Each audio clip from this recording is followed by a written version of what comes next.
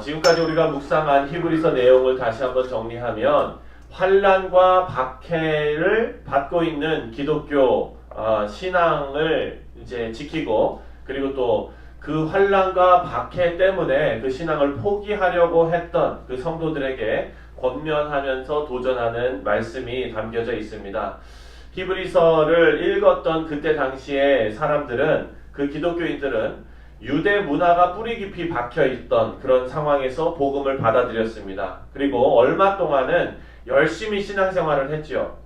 하지만 로마의 압제가 계속되고 또 자기 유대교 그 사람들로부터도 배척을 당하고, 그리고 그 가운데서 계속해서 고통과 어려움을 당하니까 그 속에서 계속해서 서서히 무너지기 시작했습니다.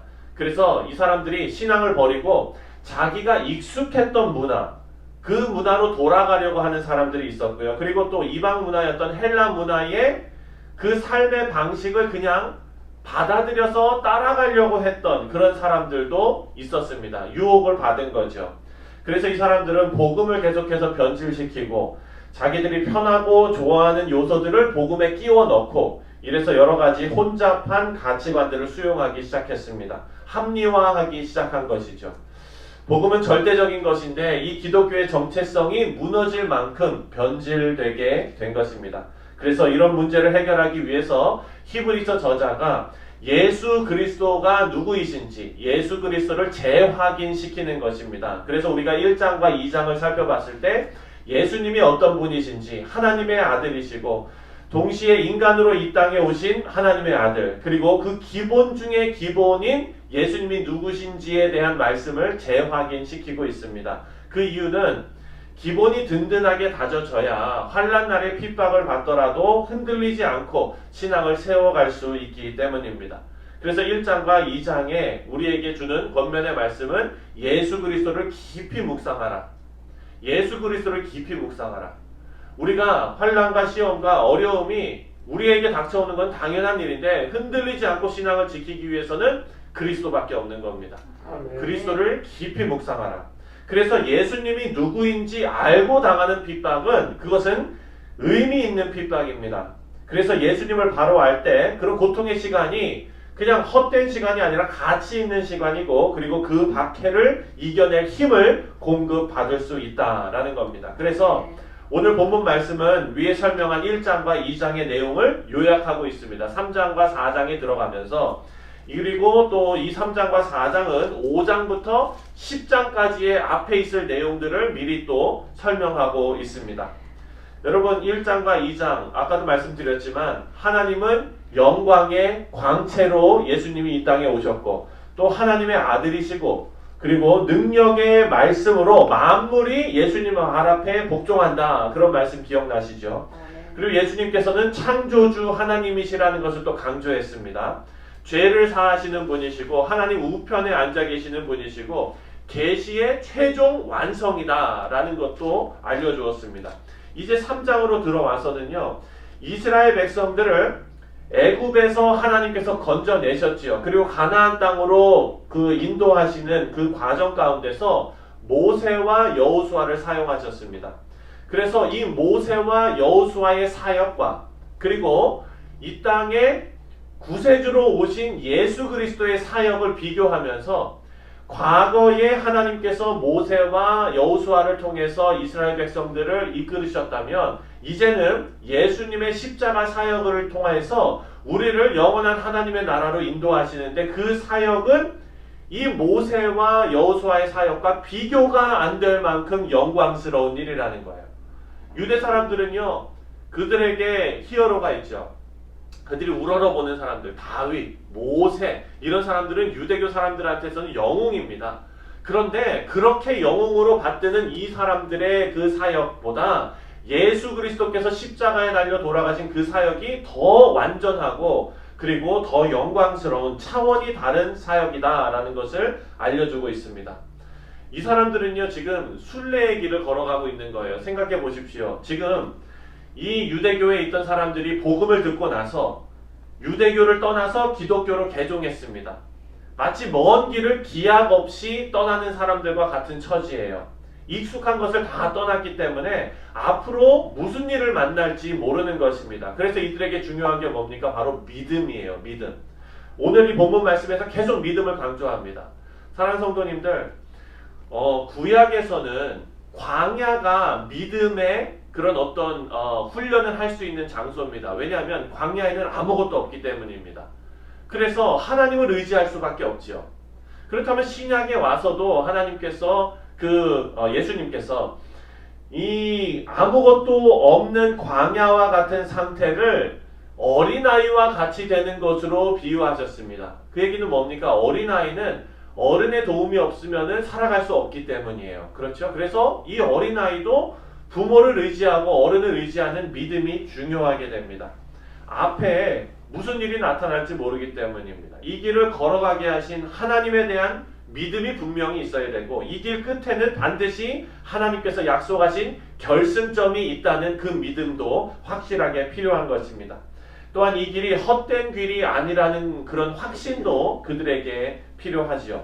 그래서 7절부터 11절에 나오는 내용처럼 이스라엘 백성들은 광야를 지나면서 불신앙으로 그 믿음이 없었기 때문에 하나님께서 예비하신 안식에 들어가지 못했다는 것을 강조합니다. 여러분 아시죠? 출애굽한 1세대 이스라엘 백성들은 여호수아와 갈렙 빼고 가나안 땅에 들어가지 못했습니다. 그 이유가 뭡니까? 광야 그 길 안에서 우리가 익숙한 것을 다 떠나고 앞으로 무슨 일을 만날지 모를 때 주님을 붙잡아야 되는데, 그러지 못하고 불순종해서, 그렇죠? 우상도 만들고 하나님 앞에 불평하고, 이래서 이들은 그 길에 실패자로 남게 되었습니다. 하지만 하나님께서는요, 우리 모두가 믿음의 여정을 묵묵히 걸어가기를 원하십니다.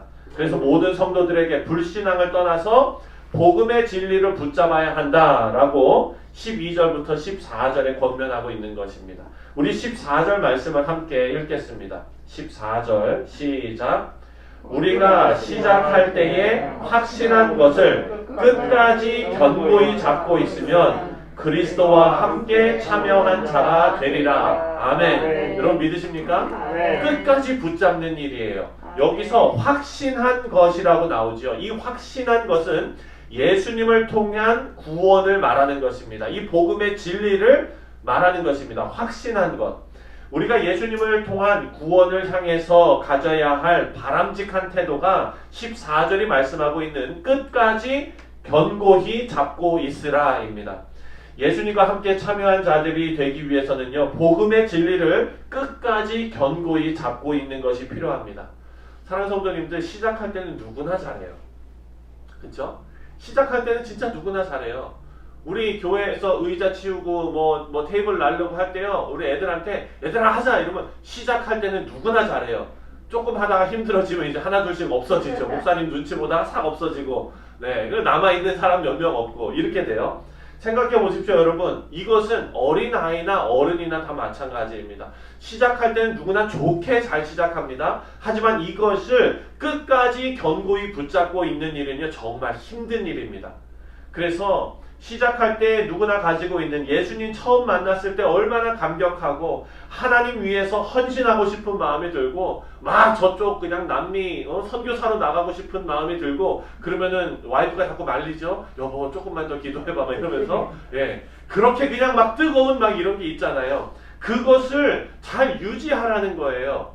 시작을 좋은 것은 좋은 일입니다. 하지만 좋은 시작을 끝까지 유지하는 게 중요합니다. 그렇기 위해서는 이 신앙을 지키는 일을 혼자 해서는 안 됩니다. 13절 말씀입니다. 다 같이 읽겠습니다. 13절 시작. 오직 오늘이라 일컫는 동안에 매일 피차 권면하여 너희 중에 누구든지 죄의 유혹으로 완고하게 되지 않도록 하라. 여기 보니까 중간에 포기하게 되는 이유를요, 죄의 유혹으로 인해서 마음이 완고해지기 때문이다 라는 거예요. 이스라엘 백성들이 출애굽해서 광야를 지나면서 하나님을 신뢰하지 않고 불신앙으로 인해서 죄로 인한 마음이 완고해짐, 딱딱해짐, 목이 굳은 백성이더라. 하나님께서 그렇게 말씀하시잖아요. 목이 굳은 백성이다. 그 완고해진 거예요. 완악해진 거예요. 그래서 이들은요, 여호수아 갈렙 빼고 가나안 땅에 들어가지 못했지요. 그래서 이렇게 신앙을 돈독하게 유지하기 위해서는 죄의 유혹을 이기면서 마음을 한결같이 하는 일인데 그것이 참 어렵습니다. 그래서 13절에 나온 대로 방법을 우리에게 알려주셨어요.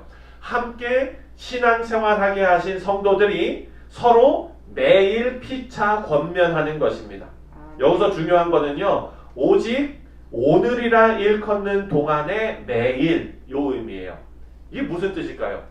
이 말씀을 그대로 직역하면 이런 거예요. 오직 오늘이라 불리울 수 있는 기간이 계속되는 동안에. 여러분 이해하셨어요? 오직 오늘이라 불리울 수 있는 기간이 계속되는 동안에 라는 뜻이에요. 그러니까 여러분 생각해 보십시오. 이 세상은요 지금 영원한 곳이 아니라는 거예요. 언제 끝나도 이상하지 않을 만한 그런 시대를 우리가 살고 있어요. 이 시간은 유한합니다. 한계가 있습니다. 언젠가 주님께서 돌아오시고 하나님의 나라가 완전히 임하고 그리고 우리가 하나님과 그 정말 성경에 나오는 천국에서 여러분 그 시간이 온다는 것입니다. 그래서 오직 오늘이라고 불리울 수 있는 시간이 계속되는 동안에 우리에게 주어진 기회가 계속 있는 동안에 우리는 피차 서로 권면하면서 서로 격려하면서 서로 도와주면서 이렇게 살아가라는 말입니다. 우리가 사는 세상이 영원한 곳이 아닙니다. 그래서 오늘이라 불리우는 기간이 계속되는 동안에 우리가 서로 응원하고 권면하고 격려하면서 이 진리의 말씀을 붙잡고 굳건히 서 있어야 한다는 것입니다. 사랑하는 성도님들, 이 일을 위해서 여러분 옆에 계신 동료들을 하나님께서 붙여주셨습니다. 지금 옆에 계신 분들이요 팀원들이에요. 팀원들. 여러분 운동 경기 하면서 제일 꼴불견이 뭡니까? 혼자 하는 거. 혼자 하는 사람이에요. 혼자 하는 사람. 혼자서 막 열심히 하고요. 그리고 서로 그냥 막 이렇게 너는 나에게 걸기치는 존재야 이렇게 생각하는 사람들은 다 운동을 제대로 못하는 사람이에요. 그런데 여러분 운동 경기에서 가장 아름다운 모습은요 하나로 딱 똘똘 뭉쳐가지고 같이 막 가는 거예요. 그렇죠? 우리에게 이 신앙의 여정을 함께 가기 위해서 여러분들에게 우리 권사님 붙여주셨고 또 권사님에게 저를 붙여주시고 또 저에게 또 우리 권사님을 붙여주시고 이렇게 다 묶어주신 거예요. 그래서 여러분 우리는 서로를 위해서 격려하고 그리고 기도하고 붙잡은 손 놓지 않고 하나님의 나라를 위해서 또 그 길을 걸어가기 위해서 힘써야 될 줄 믿습니다. 그래서 우리가 피차 사랑으로 권면하시면서 격려해서 이 신앙의 여정을 끝까지 아름답게 완주하시는 우리 사랑하는 성도님들 다 되시기를 주님의 이름으로 축원드립니다.